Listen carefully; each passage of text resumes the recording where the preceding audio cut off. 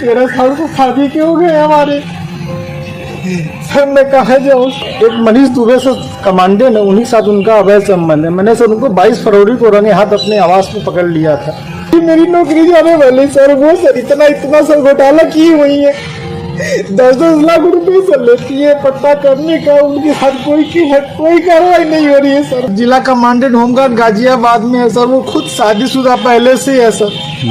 Sir वो वही sir, उसी का सर मेरे पत्नी के साथ अवैध संबंध। उसकी पत्नी भी सर बहुत परेशान है, मुझसे संपर्क में आई, कही भैया हम दोनों का परिवार टूट रहा है, किसी तरह सही कर लिया जाए। हमने कहा बहन मैं पूरी कोशिश कर रहा हूँ। आप कह रहे हैं कि जिस लड़की को आपने पढ़ा लिखा कर एसडीएम बनाया वो आपकी जान की प्यासी हो रही, क्या पूरा मामला? सर इसका सर मेन कारण सर है मनीष दुबे के साथ उनका अवैध संबंध सर, जिसकी जानकारी सर हमें करीब साल भर पहले हुई, लेकिन सर उन्होंने कहा कि दोस्ती है।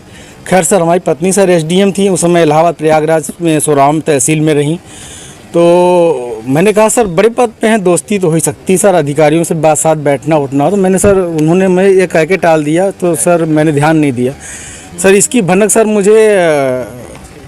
मुझे उसका ये जो शक था वो विश्वास सर 22 फरवरी को हुआ, जब मनीष दुबे गाजियाबाद से चलकर सर मेरे आवास एलनगंज स्थित सरकारी आवास पे आया और इनके साथ एक साथ कमरे में मैंने इनको देखा अवैध संबंध बनाते हुए। तब से सर ये मनीष दुबे और ज्योति मौर्य मेरे जान के पीछे पड़ गई हैं। कौन है, पूरी कहानी बताइए, क्या मामला? सर 2010 में ज्योति मौर्य के साथ मेरी शादी हुई सर। मैं सर पंचायत राज विभाग में सर 2009 में सिलेक्ट हुआ प्रतापगढ़ में सर, वहीं पर नौकरी कर रहा हूँ सर। और 2010 में इनसे 19 नवंबर को मेरी शादी हुई और सर उसके बाद हमारे संबंध बहुत अच्छे रही। इन्होंने कहा मुझे पढ़ना है सर, मैं इनको पढ़ाने के लिए मैं इलाहाबाद लेके आया और इलाहाबाद में सर द काउंसिल कोचिंग है, वहाँ पे इलाहाबाद की सबसे अच्छी कोचिंग थी। मैंने वहाँ पे किसी तरह सर पिताजी के सहयोग से, भाइयों के सहयोग से और यहाँ तक कि मैंने अपने डीपीआरओ साहब के सहयोग से पैसा उधार लेके इनको कोचिंग कराया और सर ये मेहनत भी की सर और सक्सेस भी हुई। 2015 में ये सर एसडीएम पद पे चयन हुई, 16वीं रैंक इनकी आई।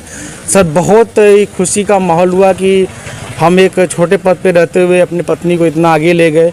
वो भी बहुत खुश थी, पूरा परिवार खुश था। और सर 2015 में ही मेरी सर भगवान की दया से मुझे इतनी खुशी मिली कि मेरी 2 जुड़वा बिटिया भी हुई और जिनका नाम हंसी खुशी मैंने रखा, क्योंकि उस समय खुशी का माहौल चल रहा था सर।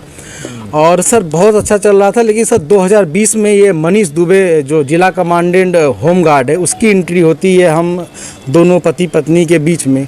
और सर घर इतनी तबाही पे पहुंच चुका है कि घर तो टूट ही रहा है, बच्चे तो दूर हो ही रहे हैं, पत्नी दूर हो ही रही है सर। यहाँ तक कि मैं मुकदमा भी मेरे ऊपर हो गया है और मेरी मौत की साजिश भी रची जा रही है। क्या धमकी, आपको कोई धमकी दी उन्होंने? हाँ सर, उन्होंने फ़ोन पे सर अभी 1 हफ्ते पहले फ़ोन पे सर उन्होंने हमारे गांव के किसी लड़के से बात की, तो उसने मुझे कॉन्फ्रेंस किया। तो उन्होंने उस पर कहा कि तो जो तुम काम कर रहे हो, जो ये जांचें करा रहे हो या करा रहे हो, इसके कारण तुम्हारी जल्दी से तुम मर जाओगे। हमने कहा ठीक है आप मरवा दीजिए। तो मैं नहीं मरवा रही हूँ, जो करवा रहे हो इसके कारण मारे जाओगे। हत्या की धमकी दी है? जी सर, हत्या की। और सर उनका भाई सर सचिन मौर्य है सर, वो मेरे घर से सर रखे मेरे काफ़ी जो कुछ पैसे थे, जेवरात थे, वो सर लेके चला गया। मेरे सर उसकी वीडियो बना के भेजा कि मैं लेके जा रहा हूँ, जो करना हो कर लीजिए। और सर मुझे चैटिंग लिख के भेजा है कि आपका व्हाट्सअप सब कुछ गायब कर दूंगा, हैक कर लिया हूँ, जो सेव करना हो सेव कर लीजिए। और सर उसने क्या किया कि मेरी सिम भी अपने पास रख लिया है, रख के यूज कर रहा है। मेरा बैंक अकाउंट है उसमें जुड़ा हुआ है सब कुछ, लेकिन सर वो मेरी जान पे सब लोग तुले हुए हैं।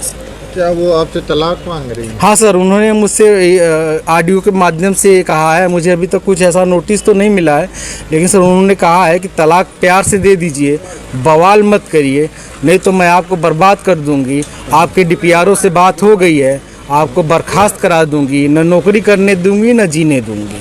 आपने इसकी शिकायत कहाँ? सर इसकी शिकायत मैंने सर्वप्रथम सर उसी दिन धूमनगंज SHO साहब से की। उन्होंने मुझे राजरूपुर पुलिस चौकी भेजा, मैं राजरूपुर पुलिस चौकी पे आवेदन दिया, लेकिन सर कोई सुनवाई नहीं हुई। फिर सर उसके बाद मैंने ये 25 अप्रैल की बात है, फिर मैंने 27 अप्रैल को सर उनको ये रजिस्ट्री के माध्यम से सर उनको भेजा, कमिश्नर साहब को भेजा, डीएम साहब खत्री साहब के यहाँ मैं खुद स्वयं उपस्थित हुआ हूँ।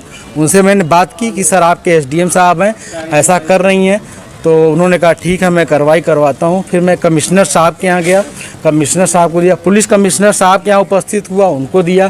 फिर कहीं सुनवाई नहीं हुई तो सर मैं डीजीपी साहब के पास गया, डीजीपी साहब ने मेरे बात को संज्ञान में लिया, लेकिन फिर भी सर आवेदन ले लिया गया, कोई कार्रवाई नहीं हुई।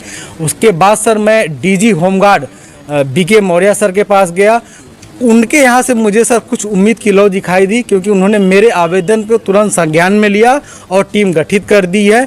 डीआईजी इलाहाबाद उसकी जांच कर रहे हैं। मुझे सर कुछ उम्मीद लग रही है कि मुझे कहीं न कहीं हो सकता है न्याय मिले।